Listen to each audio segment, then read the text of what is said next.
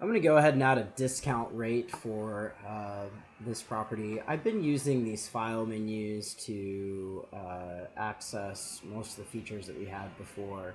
Um, but just note that things like inflation can be accessed directly here. The reimbursable expenses, your rent roll, leasing assumptions, the property resale that we looked at with the 10% cap rate. One of the other very important front end numbers that goes into the DCF analysis is going to be your discount rate. Your present value discounting. I'm not going to get too much into the theory of this, but your discount rate in essence is if you were comparing this investment to another investment that's returning a certain amount over a period of time, how you would be looking at how this investment compares to that particular investment. So I'm just going to skip some of that theory, and it's something that's covered in other courses, but I'm going to say that other properties of this type or other investments of this type are returning about 7%. So I'm going to say my primary discount rate is 7%. I'm going to go ahead and click OK. I want to go ahead and look at our property level reporting here. Prospective present value summary is now an option since we've selected the 7% cap rate, or I'm sorry, 7% discount rate.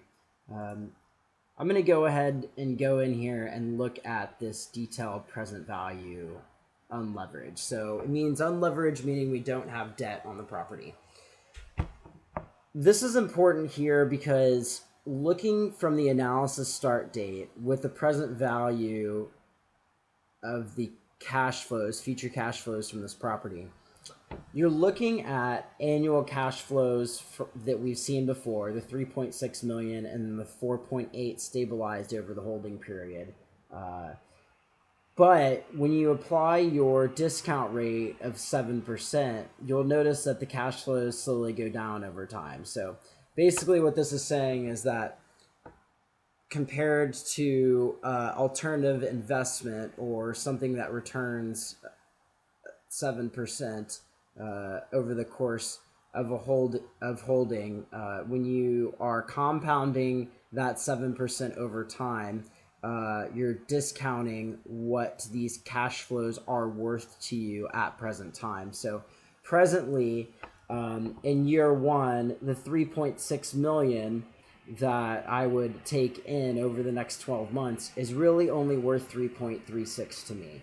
Similarly, in year 10, after 10 years or 9 years of 7% 7% discount rate, the 4.8 million is really only worth 2.4 to me. Similarly, the total property resale at the 10% cap rate, which would have been 48 million, is only worth 24.4 to me.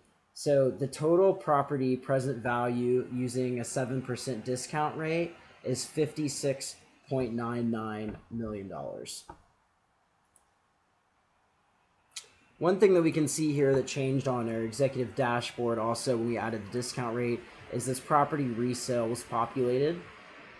It's basically showing your stabilized income when the final sales price was calculated with the 10% cap rate. So the gross sales proceeds from resale would be 48 million. Also importantly, at the top right, you'll see that this graph is populated with the 7% unleveraged present value. As you scroll down, you'll see the unleveraged present value analysis present on the executive dashboard as well, which is what we just viewed in the property level reports. You'll also have a blended valuation and blended valuation comparison showing just the unlevered present value. So all this has happened by adding the discount rate of 7%.